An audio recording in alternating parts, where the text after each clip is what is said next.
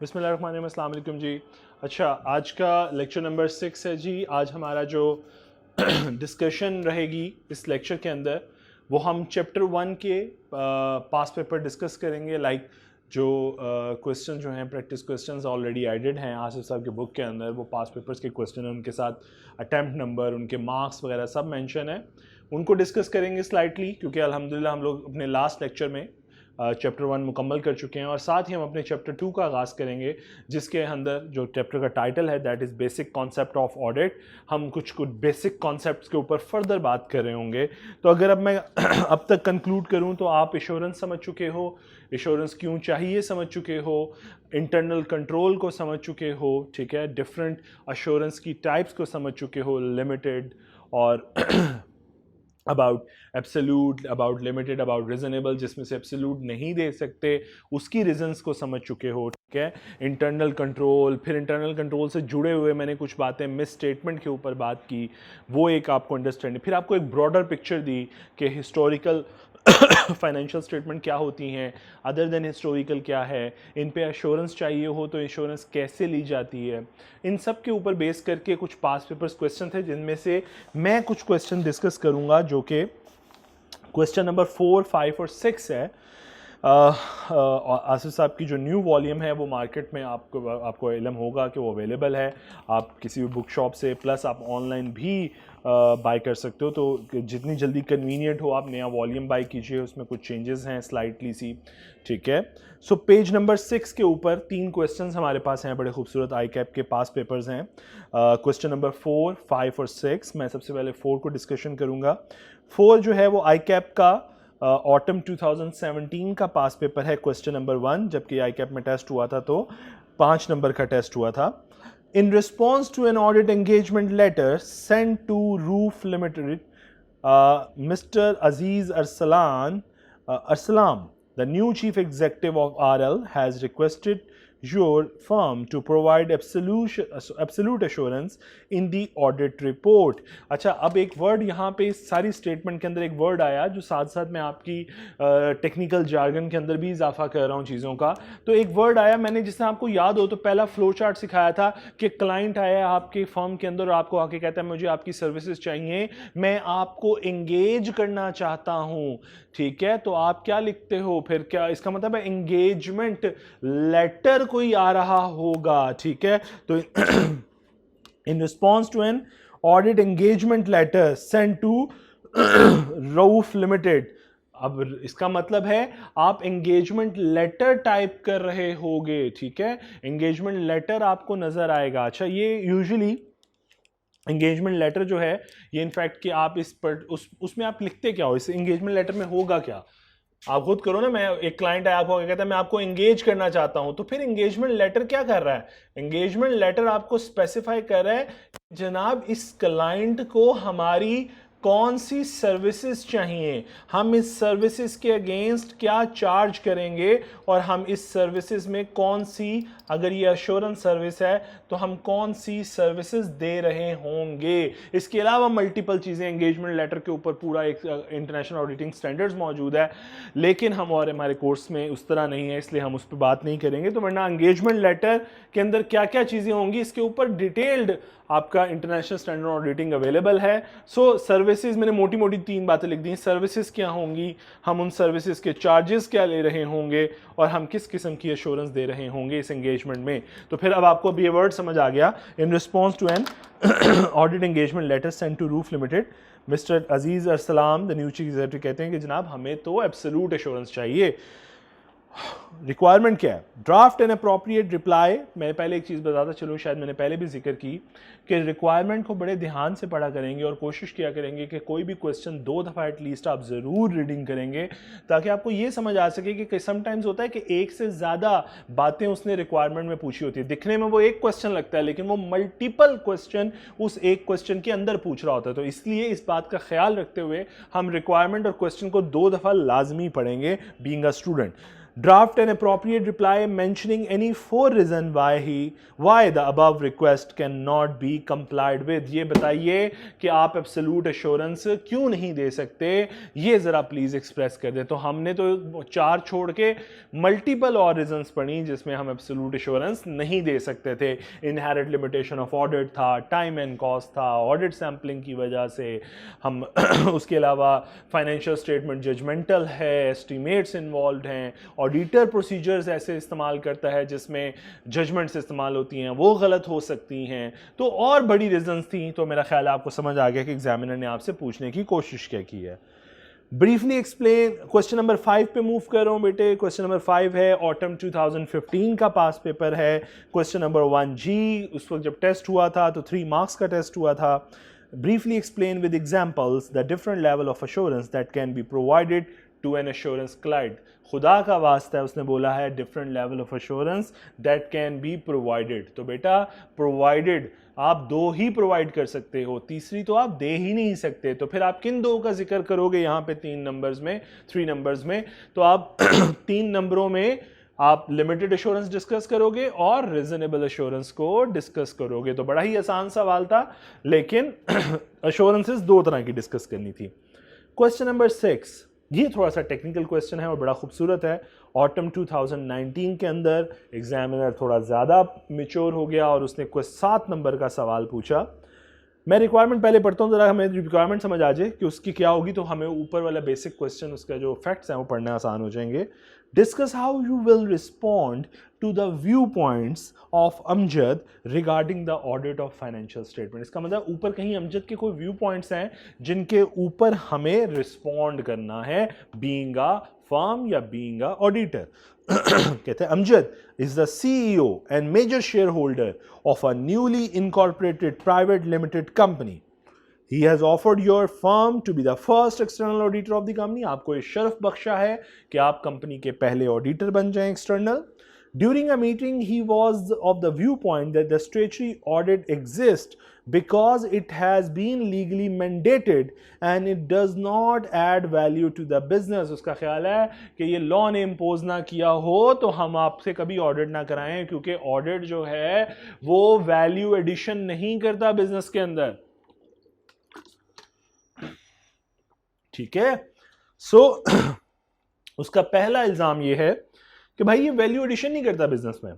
However, he believes that the audit helps in finding all major fraud within the company। और उसका दूसरा point of view है कि जनाब ऑडिट अगर लाजिम ना होता तो हम ना करवाते, क्योंकि वैल्यू एडिशन कोई नहीं है। लेकिन हाँ, ये मान लेता हूं कि ऑडिट की वजह से कंपनी के अंदर अगर फ्रॉड हो रहे हों तो ऑडिटर वो हमें डिडक्ट करके बता देता है कि कहां कहां क्या क्या फ्रॉड हो रहा है।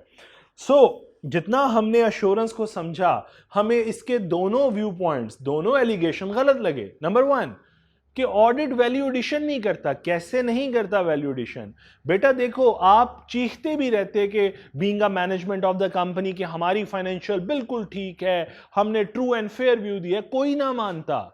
लोग आपकी फाइनेंशियल पे ट्रस्ट ही इसलिए करते हैं, कंपनी की फाइनेंशियल पे, क्योंकि एक इंडिपेंडेंट ऑडिटर उसके ऊपर अपनी ओपिनियन एक्सप्रेस कर रहा होता है, अपनी अश्योरेंस दे रहा होता है अपने होमवर्क के बाद कि financial statement giving a true and fair view. तभी लोग रिलाय करते हैं। अब जो लोग रिलाय कर रहे हैं वो किस किस्म के लोग हैं? वो इन्वेस्टर हैं, वो लेंडर हैं, वो आपके सप्लायर हो सकते हैं, वो आपके कस्टमर हो सकते हैं। इनफैक्ट आपके स्टेक होल्डर आप पे रिलाय इसलिए करते हैं क्योंकि हम अश्योरेंस देते हैं, being an auditor, being a practitioner. इसका मतलब आपकी बिजनेस में वैल्यू एडिशन तो हो रही है। तो पहला इल्जाम जो अमजद साहब ने लगाया वो गलत है।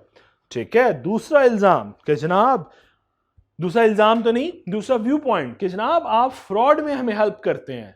जनाब ऑडिटर की तो रिस्पॉन्सिबिलिटी नहीं है और फ्रॉड के ऊपर डिडक्शन देना। फ्रॉड की डिडक्शन ऑडिटर की रिस्पॉन्सिबिलिटी नहीं है। क्यों भला? क्योंकि देखो फ्रॉड जो है जब कोई पर्सन इंटेंशन टू डिसीव रखता है, जब उसका इरादा ये होता है दानिस्ता तौर पर उसने कुछ गलत करना होता है, तो वो बहुत कॉम्प्लेक्स वे में जाके गलत करता है चीजों को छुपाने की, वो इस अपनी हद्दुल इम्कान कोशिश करता है कि वो उस चीज को छुपा ले। सो इसका मतलब फ्रॉड जो है वो बड़ा कॉम्प्लेक्स, और इवन के सीनियर मैनेजर इन्वॉल्व हो जाएं तो कुछ ज्यादा ही कॉम्प्लेक्स हो जाएगा सिस्टम कि आप उसको डिटेक्ट नहीं कर पाओगे। और ऑडिटर ने being an auditor, time and cost limitation, audit sampling, ये सारे एलिमेंट्स का या इनहेरेंट लिमिटेशन ऑफ ऑडिट का ध्यान रखते हुए अगर बात करें तो ऑडिटर तो बेचारा मजबूर है, वो सारी मिसस्टेटमेंट तो जज कर ही नहीं पाएगा। ठीक है, सो ऑडिटर की प्राइमरी, मैं आज एक बड़ी टेक्निकल बात बोलने लगा हूं कि ऑडिटर की प्राइमरी रिस्पॉन्सिबिलिटी नहीं है फ्रॉड को डिडक्ट करना, फ्रॉड और एरर को डिडक्ट करना, फ्रॉड को, सॉरी एरर नहीं कह रहा, फ्रॉड को डिडक्ट करना। ठीक है, फ्रॉड एंड एरर बोला जाता है वैसे, फ्रॉड को डिडक्ट करना ऑडिटर की प्राइमरी रिस्पॉन्सिबिलिटी नहीं है। हां, अगर कोई हत्ते चढ़ गया तो रिपोर्ट जरूर करूंगा। बीइंग एन ऑडिटर, ढूंढना फ्रॉड मेरी जिम्मेदारी नहीं है। हां, कोई हत्ते चढ़ गया तो बख्शूंगा नहीं। इसका मतलब है बीइंग एन ऑडिटर मेरी प्राइमरी रिस्पॉन्सिबिलिटी नहीं है। हां, सेकेंडरी रिस्पॉन्सिबिलिटी जरूर है कि अगर कुछ मिला तो आंखें नहीं बंद करूंगा, फिर रिपोर्ट करूंगा। इसका मतलब हुआ बीइंग प्रैक्टिशनर,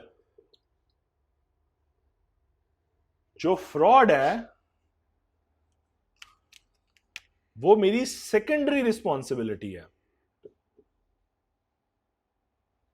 सेकेंडरी रिस्पॉन्सिबिलिटी है, प्राइमरी रिस्पॉन्सिबिलिटी नहीं है फ्रॉड को डिटेक्ट करना। और फिर सीधी सी बात है, मैं बहुत सी इनहेरेंट लिमिटेशन ऑफ ऑडिट के साथ ऑडिट करने आ रहा हूं, तो उस वजह से भी मैं कॉम्प्लेक्स एरियाज को, जो कॉम्प्लेक्स ज्यादा फ्रॉड कंसील किया होगा कुछ इंफॉर्मेशन को, या मैनेजमेंट ने आपको जो बातें बताई नहीं होंगी, मैं उनको डिटेक्ट नहीं कर पाऊंगा। मैनेजमेंट मुझे नहीं बता रही कि एक गोडाउन जो है वो फलां मिस्टर XYZ प्लेस के ऊपर भी है, तो मुझे कैसे पता लगेगा? कंपनी नहीं बता रही कि उनका एक आउटलेट कराची में भी है, मुझे कैसे पता चलेगा? While sitting in Lahore. So इसका मतलब है कंपनी मुझसे अगर कंसील करना चाहेगी इंफॉर्मेशन, तो शायद मैं उस पोजीशन में नहीं होऊंगा कि मैं डिटेक्ट कर सकूं। सो फ्रॉड मेरी प्राइमरी रिस्पॉन्सिबिलिटी नहीं है, इट्स माय सेकेंडरी रिस्पॉन्सिबिलिटी। मेरे हत्थे चढ़ जाएगा तो बख्शूंगा नहीं, लेकिन अगर पता ना चला तो फिर मेरी जिम्मेदारी भी नहीं है इस हवाले से फ्रॉड के। ठीक है, हाँ मैं अपना बेस्ट वर्क करूंगा, अपना होमवर्क बड़ी ऑनेस्टी से करूंगा, इंटेग्रिटी से करूंगा, बड़ी रीजनेबल ड्यू केयर इस्तेमाल करूंगा। ये मैं बड़े टेक्निकल वर्ड्स बोलता जा रहा हूं, मैं ड्यू केयर इस्तेमाल करूंगा। उसके बाद भी अगर कुछ हत्ते ना आया तो फिर मैं कुछ नहीं कर सकता, फिर वो मेरी जिम्मेदारी नहीं होगा, मेरी प्राइमरी रिस्पॉन्सिबिलिटी नहीं है। ठीक है अच्छा, रीजनेबल ड्यू केयर कैसे एवेल्युएट की जाती है? वैसे अगर एक टेक्निकली बात बोलूं तो वैसे की जाती है कि अगर फॉर एग्जांपल मैं एक क्वालिफाइड अकाउंटेंट हूं, मेरे पास मैंडेटरी आर्टिकल्स हैं, मेरे पास आर्टिकल का एक्सपोजर है, अगर इतने ही एक्सपोजर का बंदा कोई और होता मेरी जगह, अगर वो डिडक्ट कर सकता तो फिर मुझे भी डिडक्ट कर लेना चाहिए था। मेरी बात समझे? रीजनेबल केयर कैसे देख रहे हैं कि अगर मैं नहीं पकड़ सका तो क्या कोई और ऑडिटर मेरी जगह होता तो क्या वो पकड़ लेता? अगर तो वो पकड़ लेता तो फिर मुझे भी पकड़ लेना चाहिए था, because I am equally competent, equally qualified, equally technically competent. ठीक है, उसके बराबर हूं, मेंबर हूं बॉडी का। ठीक है, सो बॉडी के मेंबर इक्वलेंट है।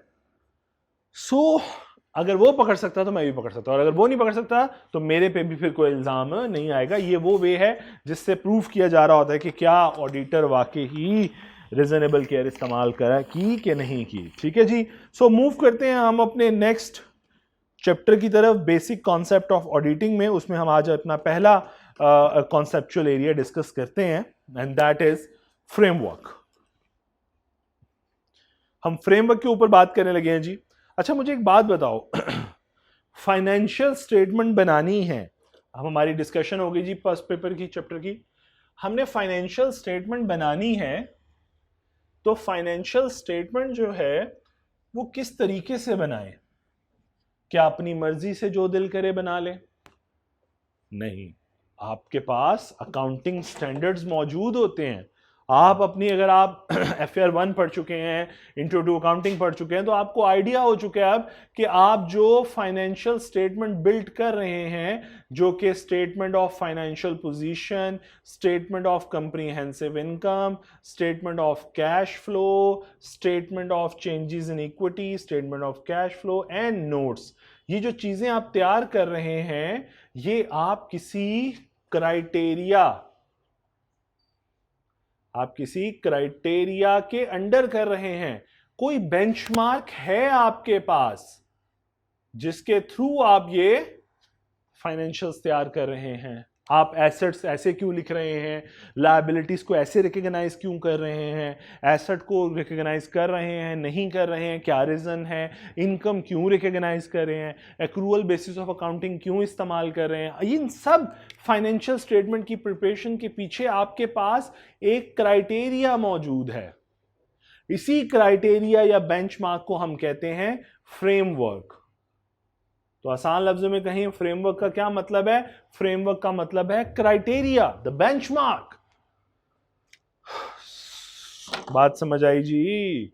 सो अब आज हम अवेलेबल फ्रेमवर्क्स के ऊपर बात पढ़ने लगे हैं। हम फ्रेमवर्क्स की टाइप पढ़ने लगे हैं कि किस किस किस्म का फ्रेमवर्क हो सकता है फाइनेंशियल स्टेटमेंट के हवाले से। ठीक है, सो हम उस क्राइटेरिया को पढ़ने लगे हैं।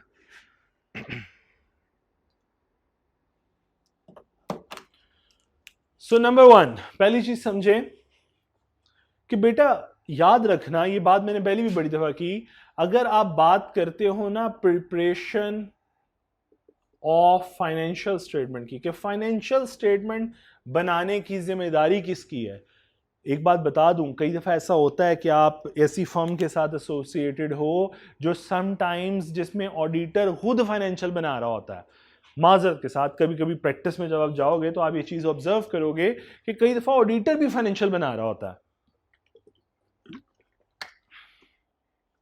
लेकिन मेरी बात पल्ले बांध लो कि प्रिपरेशन की जिम्मेदारी, फाइनेंशियल स्टेटमेंट की प्रिपरेशन की जिम्मेदारी सिर्फ और सिर्फ मैनेजमेंट की है। अगर आप वो काम कर भी रहे हो तो आप यूं समझ लो कि आप और मैनेजमेंट के हिस्से का काम कर रहे हो, अपना काम नहीं कर रहे। और ऑडिटर की जिम्मेदारी क्या है या प्रैक्टिशनर की जिम्मेदारी क्या है? उसने इस फाइनेंशियल्स के ऊपर अपना ओपिनियन एक्सप्रेस करना है, ये उसकी जिम्मेदारी है, बनाना उसकी जिम्मेदारी नहीं। अब फाइनेंशियल स्टेटमेंट बनानी है मैनेजमेंट ने, तो मैनेजमेंट के पास फ्रेमवर्क मौजूद हैं। दो तरह के मेजर फ्रेमवर्क हैं, एक को कहते हो जर्नल और स्पेशल फ्रेमवर्क या स्पेशल फ्रेमवर्क, और एक को हम कहते हैं जर्नल या स्पेशल फ्रेमवर्क, और दूसरी साइड पे आए तो हम कहते हैं फेयर प्रेजेंटेशन या कंप्लायंस फ्रेमवर्क। और भी मल्टीपल टाइप्स हैं, लेकिन अभी ये दो पे बात करते हैं। सो आसान आसान बातें कर लेते हैं जी। Management needs a criteria for preparation of financial statement. Criteria क्या है? आपको पता है, आप इंटरनेशनल फाइनेंशियल रिपोर्टिंग स्टैंडर्ड के मुताबिक अपने फाइनेंशियल्स बना रहे होते हो। ठीक है, ऐसा ही है जी। अच्छा, आगे चलता हूं। क्राइटेरिया में देखें दो तरह के criteria. Number 1, general purpose. General purpose framework कौन सा होता है जनाब? जो वाइड रेंज ऑफ यूजर्स को कवर करे, यानी कि वो जर्नल यूजर्स को, एक वाइड रेंज ऑफ यूजर्स की रिक्वायरमेंट को मीट कर जाए। तो वाइड रेंज ऑफ यूजर्स के लिए जो फ्रेमवर्क इस्तेमाल किया जाता है वो जनरल पर्पस है। हाँ, स्पेशलाइज्ड ग्रुप के लिए कोई फाइनेंशियल बनाई जा रही है, यानी इसका मतलब ये हुआ कि अगर मैं बात करूं फाइनेंशियल रिपोर्टिंग फ्रेमवर्क की या फाइनेंशियल स्टेटमेंट की आज के ज़माने में, तो फाइनेंशियल स्टेटमेंट में एक हार्मनी है। आप अक्रॉस द ग्लोब भी घूमते हो तो कई दफ़ा आपको हार्मनी फील होती है, आपको हार्मनी नजर आती है फाइनेंशियल्स के अंदर। क्यों? क्योंकि जहां जहां financial statement according to IFRS बन रही हैं वो जनरल पर्पस फ्रेमवर्क है, वो जनरल पब्लिक उसे, वाइड रेंज ऑफ यूजर उसे अंडरस्टैंड करते हैं।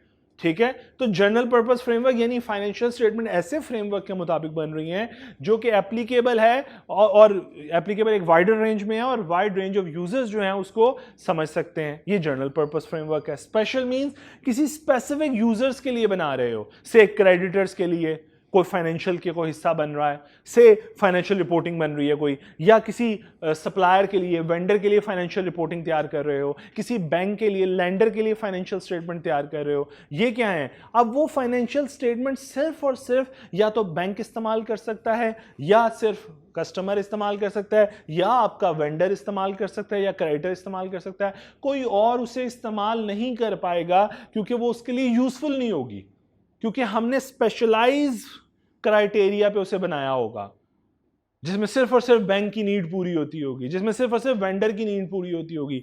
ऐसे फ्रेमवर्क को कहते हैं स्पेशल पर्पस फ्रेमवर्क। तो में बात समझ आ गई। तो मैंने कहा जनरल पर्पस क्या है? जिसमें वाइड रेंज ऑफ यूजर्स के लिए हम उनकी रिक्वायरमेंट को मीट कर रहे हैं, हम इंटेंडेड यूजर्स ज्यादा कवर कर रहे हैं। और स्पेशल वो है जिसमें स्पेशलाइज इंटेंडेड यूजर हैं, वो एक स्पेसिफिक ग्रुप ऑफ पर्सन है जिनकी रिक्वायरमेंट मीट की जा रही है, जो कि एक ग्रुप ऑफ पर्सन की रिक्वायरमेंट दूसरे के साथ मैच नहीं करेगी। सो इसीलिए एक फाइनेंशियल स्टेटमेंट एक अंदाजे के मुताबिक बनी हुई, जो एक ग्रुप के लिए बनी हुई है, वो दूसरे के लिए रेलेवेंट नहीं होगी। आप कहोगे ये क्या बनाया, ये तो मुझे समझ ही नहीं आ रहा, या मेरे मतलब का नहीं है। दूसरी कैटेगरी है फेयर प्रेजेंटेशन फ्रेमवर्क या कंप्लायंस फ्रेमवर्क। तो ये तो बड़ी आसान सी बातें थी, आपको दोनों बातें समझ आ गई। जिससे मैंने कहा IFRS के मुताबिक बने तो आप कह दोगे ये जनरल पर्पस है, लेकिन अगर फॉर एग्जांपल किसी बैंक के लिए बन रहा है, किसी लेंडर के लिए बन रहा है, ठीक है, तो आप कह दोगे ये स्पेशल पर्पस फ्रेमवर्क के मुताबिक तैयार की गई है।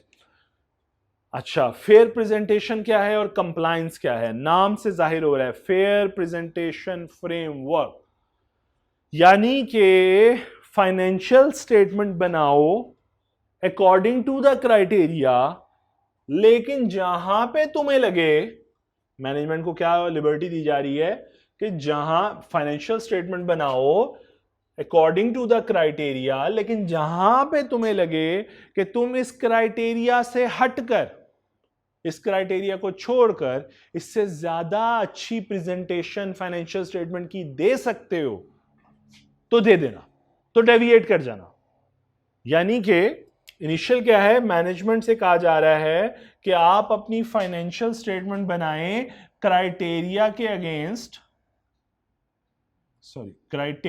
अगेंस्ट, लेकिन जहां पे लगे कि फेयर प्रेजेंटेशन, ज्यादा बेहतर प्रेजेंटेशन की जा सकती है फाइनेंशियल्स की इंटेंडेड यूजर के लिए, वहां पे आप डेविएशन कर लेना, वहां पे आप छोड़ देना इस पर्टिकुलर क्राइटेरिया को और इससे ज्यादा अच्छी चीज अडॉप्ट। यानी कि ये कहना चाह रहे हैं जहां पे ज्यादा बेहतरी महसूस हो, क्राइटेरिया छोड़ के ज्यादा बेहतर बना देना फाइनेंशियल।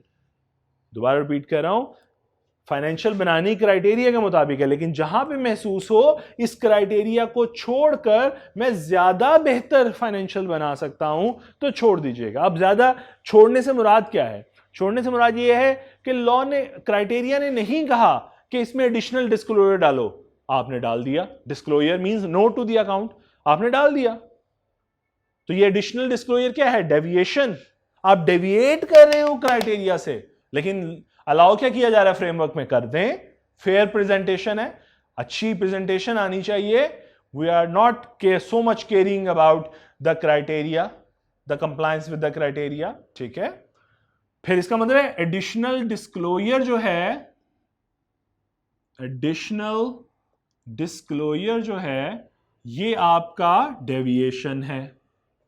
एक और तरीके से भी तो डेविएशन की जा सकती है, मैं किसी रिक्वायरमेंट को ना मानूं, मतलब कि क्राइटेरिया में कोई रिक्वायरमेंट गिवन है और लिखा हुआ है ये माननी है, मैं ना मानूं, तो ये भी तो डेविएशन है। इसका मतलब है किसी रिक्वायरमेंट को ना मानना या एडिशनल डिस्क्लोजर दे देना, ये डेविएशन है, लेकिन ये डेविएशन अलाउड है इन a fair presentation framework.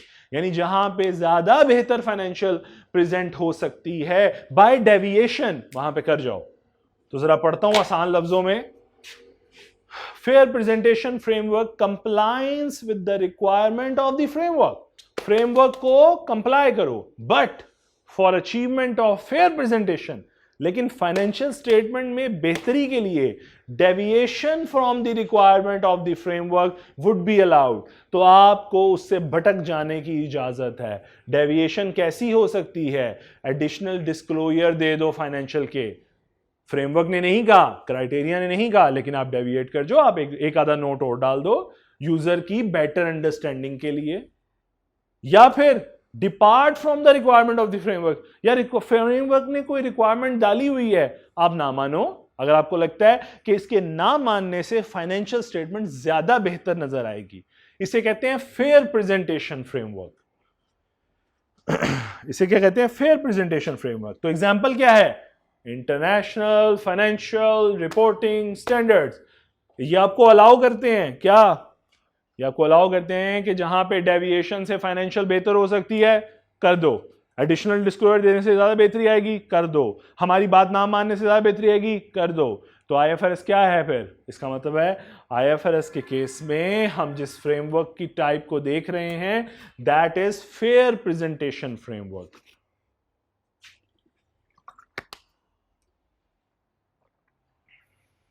Next, compliance framework.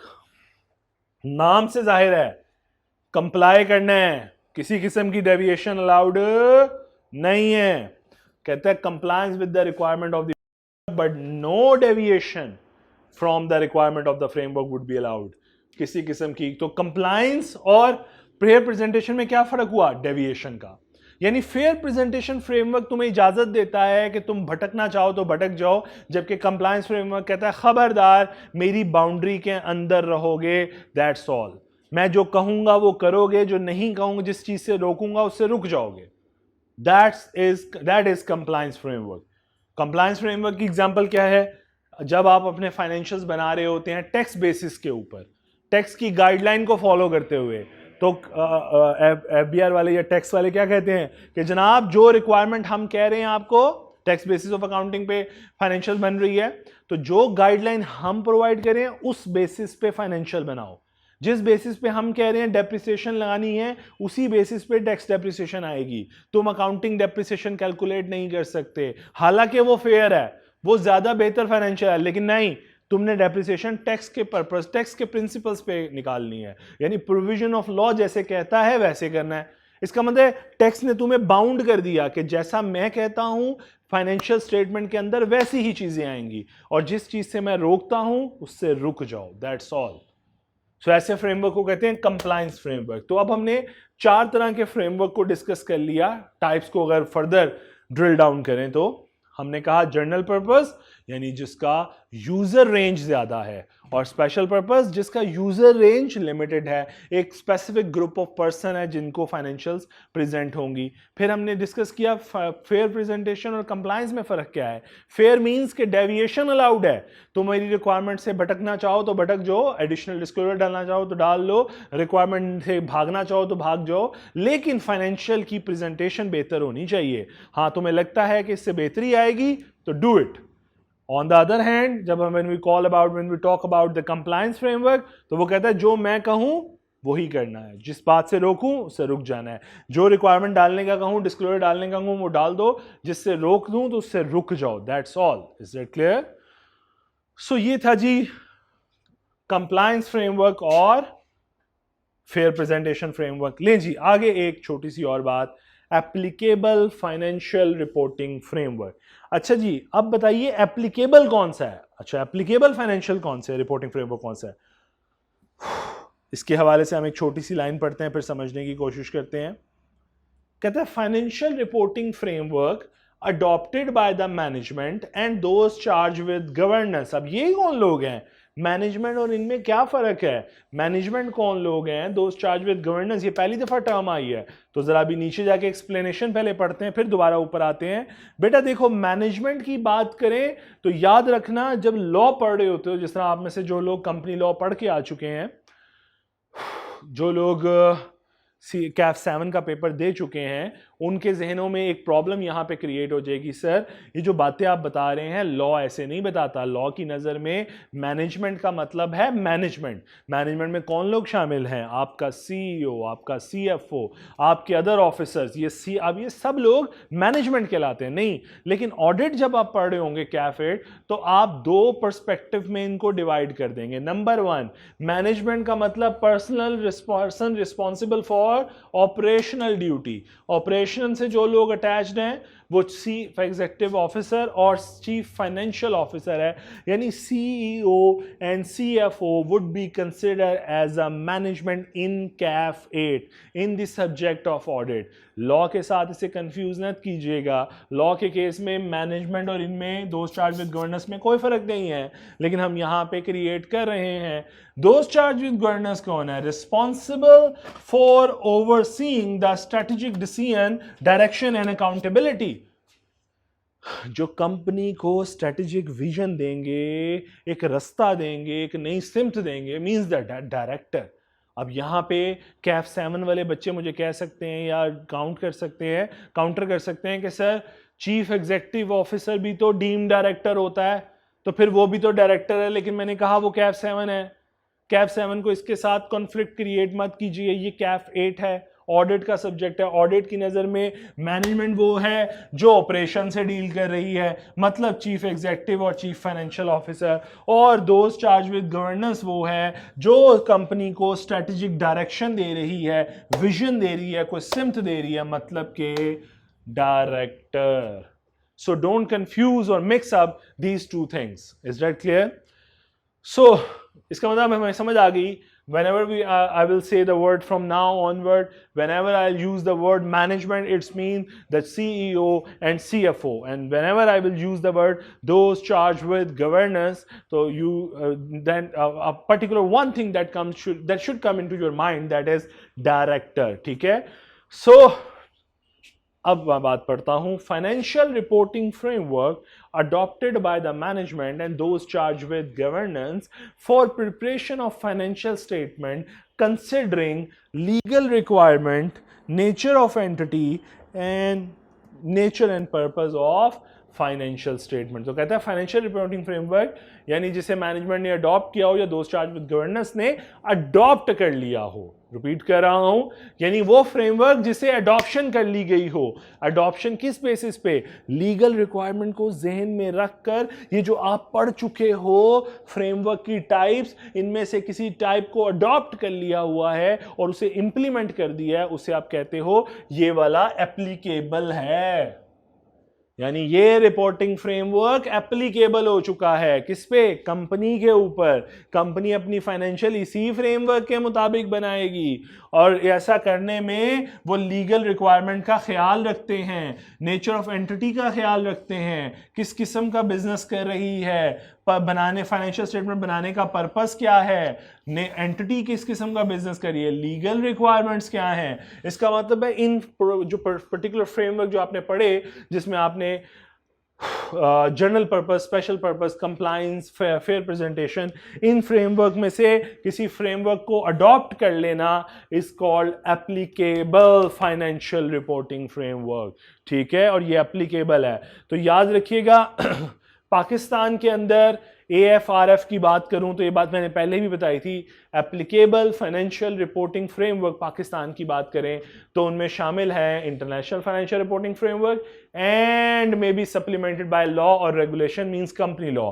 तो ये बात मैंने पहले भी बताई थी शायद 2 लेक्चर्स पहले कि जब हम ओपिनियन को डिस्कस कर रहे थे या वो रीजनेबल एश्योरेंस और लिमिटेड एश्योरेंस को डिस्कस कर रहे थे, तो मैंने आपको गाइड किया था कि बेटा पाकिस्तान के अंदर जब ऑडिटर अपनी ओपिनियन एक्सप्रेस करता है तो वो 2 चीज़ों के ऊपर करता है। तब मैंने फ्रेमवर्क का नाम नहीं लिया था। तो आज मैं कहता हूं कि हमारा एप्लीकेबल फाइनेंशियल रिपोर्टिंग फ्रेमवर्क जो है, जो कि पाकिस्तान के अंदर चल रहा है, उसके अंदर हम 2 चीज़ों के ऊपर बेस करके एक ऑडिटर अपनी ओपिनियन दे रहा होता है, या एक ऑडिटर 2 पिलर्स के ऊपर अपना ओपिनियन बेस करता है। Number 1 is IFRS and number 2 is company law.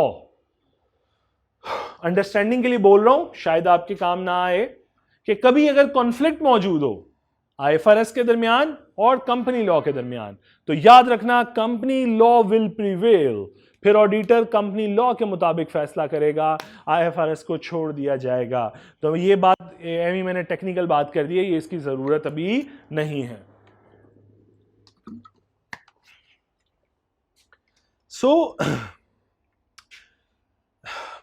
Last important बात आज की, do not accept the engagement if AFRF यानी applicable financial reporting framework is not acceptable. तो अगर ऑडिटर को एक्सेप्टेबल ना लगे, ये फ्रेमवर्क ठीक नहीं है, तो फिर ऑडिटर उसको उस एंगेजमेंट को एक्सेप्ट नहीं करेगा, छोड़ देगा, उसका ऑडिट नहीं करेगा। ठीक है जी, आपने एक काम करना है घर से बेटे, अब आपने लर्निंग ऑब्जेक्टिव 1, 2 एंड 3 मैं इसके साथ ही होमवर्क दे देता हूं। लर्निंग ऑब्जेक्टिव 1, 2 एंड 3 आपने घर से करने हैं।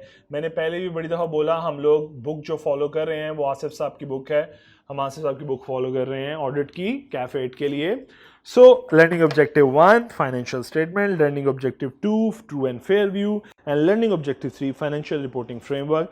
बेटा ये आप घर से पढ़ोगे और आखिर में एक क्वेश्चन गिवन है, छोटा सा आसान सा सवाल, जो कि कभी स्प्रिंग 2012 के अंदर, स्प्रिंग 2012 बहुत पुराना क्वेश्चन, कभी इधर से टेस्ट हुआ था, क्वेश्चन नंबर 5C1, इसके 4 क्वेश्चन थे। तो आपको क्वेश्चन नंबर 3 नजर आ रहा होगा पेज नंबर 15 के ऊपर, differentiate between the fair presentation framework and compliance framework. इस तक आप ये एक सवाल करके आने हैं इंशाल्लाह। यहीं से फिर आगाज़ करेंगे। अल्लाह ताला आप सबको आसानी अता फरमाए और आसानी बांटने की तौफीक अता फरमाए। Thank you.